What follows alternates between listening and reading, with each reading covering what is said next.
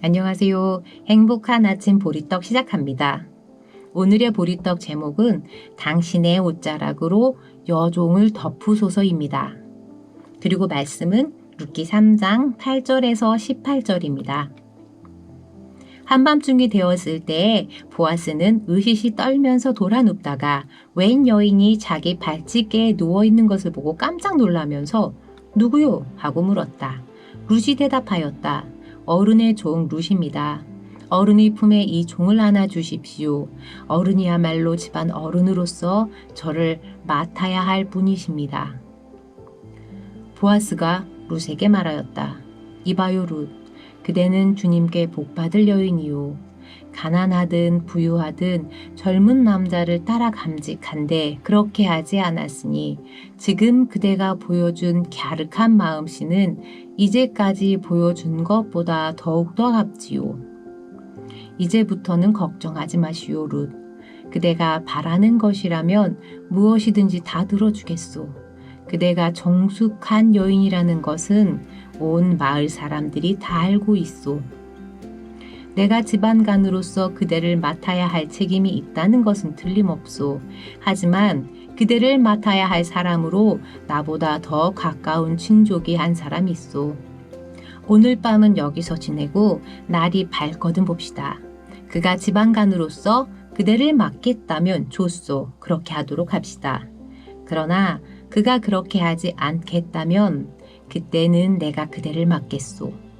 이것은 내가 살아계신 주님을 두고 맹세하는 것이요. 아침까지 여기 누워 있으시오. 룻은 새벽녘까지 그의 발치에 누워 있다가 서로 얼굴을 알아보기 어려운 이른 새벽에 일어났다.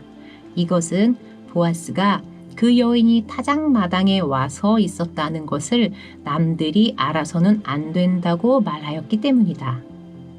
보아스가 말하였다. 걸치고 있는 겉옷을 이로 가지고 와서 펴서 꼭 잡으시오.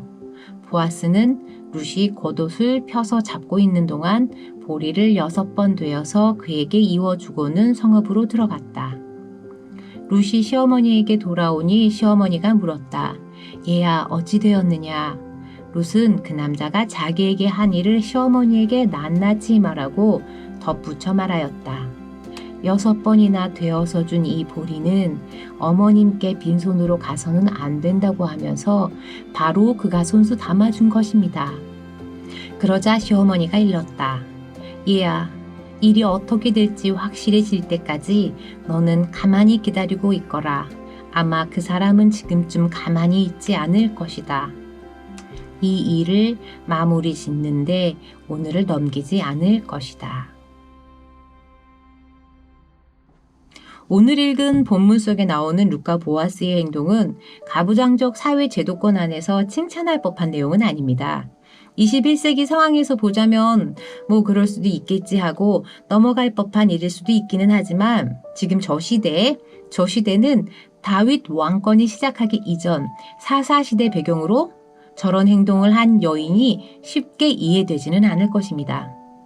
조선시대라고 생각하고 이야기를 풀어보자면 한 여인이 추수를 끝내고 잔치를 벌인 뒤에 잔뜩 술에 취해 자고 있는 사내들이 있는 마당으로 가서 한 남자의 이불 안으로 들어가서 누웠다라는 것입니다. 이런 일을 나오미가 지시했고 그 지시대로 룻이 따라한 것입니다.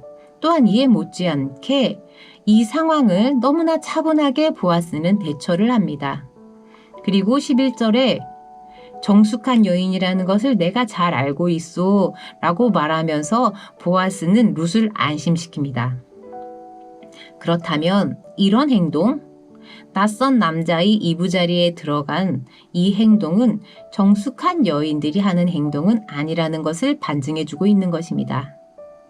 저희가 보고 있는 묵상집 말씀과 삶에서는 두 사람 보아스와 룻에게 유능한 사람, 현숙한 여인이라는 표현을 쓰고 있습니다. 개인적으로 현숙한 여인이라는 표현을 좋아하지는 않습니다.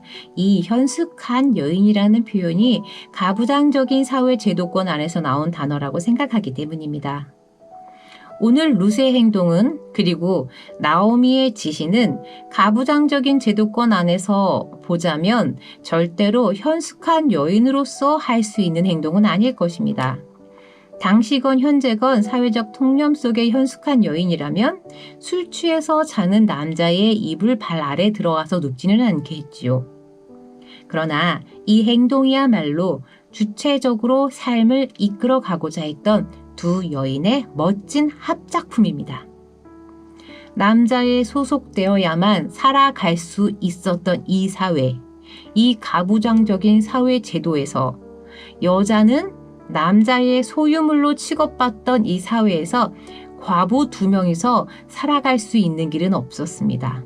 더군다나 기근 상황에서 살아간다는 것은 거의 불가능했을 것입니다. 용감한 이 두 여인은 사회의 인습과 제도에 맞서서 자신의 살 길을 주체적으로 찾았고 사회의 이목에 지배당하지 않았습니다. 그리고 이런 방법을 통해서 일들을 풀어갔습니다. 이 지혜로운 일 속에 이들을 도와준 보아스가 있었던 것입니다. 룻기의 진짜 핵심은 룻과 보아스가 다윗의 조상으로 있다는 것입니다. 평범한 사람들이 기근 속에서 버티기 위해 취했던 이 진취적인 행동이 다윗의 조상으로 갈 법했다 생각됩니다. 이 두 사람의 아들들의 아들이 바로 다윗입니다. 학자들은 룻기가 정경으로 채택된 이유가 4장에 나오는 다윗의 족보 때문이라고 합니다. 마태복음에 나오는 예수의 족보에도 룻의 이야기는 들어있습니다. 이렇게까지 이 여인이 주목받는 이유는 이 사건이 시사하는 바가 크기 때문일 것입니다. 평범한 소외된 이방인 여인, 그리고 과부 나오미, 이 사람들이 취한 행동 때문이 아닐까 생각해 봅니다. 90년대는 교회가 문화의 주도권을 잡고 있었던 것 같습니다. 문학의 밤, 수련회, 크리스마스 간탄타, 그리고 크리스마스 이브면 집집마다 돌아다니면서 집 앞에서 캐롤을 불러주기도 했었습니다. 제가 교회를 다니기 전 친한 친구가 크리스마스 새벽에 저희 집으로 모든 교인들을 불러와서 문 밖에서 캐롤을 불러주었던 기억이 있습니다. 물론 창피해서 자는 척하고 집 밖을 나가보지는 못했지만 그때 교우들과 함께 불러주었던 그 캐롤 소리가 차가운 겨울바람 소리를 깨고 따뜻하게 마음 깊이 남아 있습니다. 그래서 제가 교회를 다니게 되었는지도 모릅니다. 그때만 해도 교회를 다닌다는 것이 지금과는 많이 달랐었습니다. 신앙인을 보는 시선도 많이 달랐고요.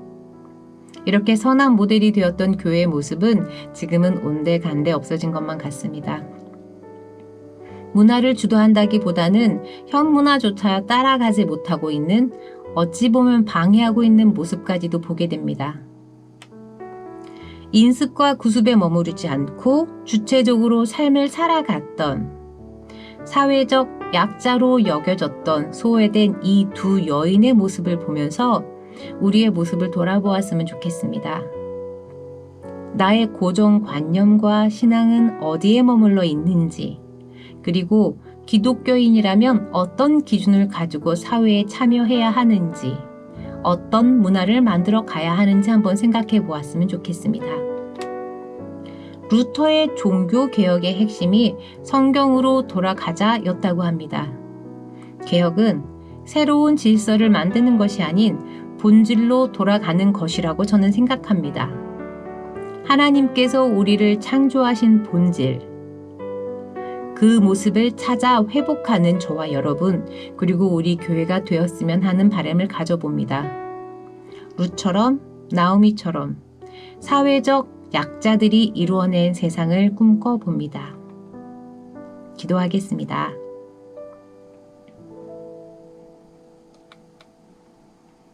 하나님 사랑합니다. 더욱 깊이 사랑합니다.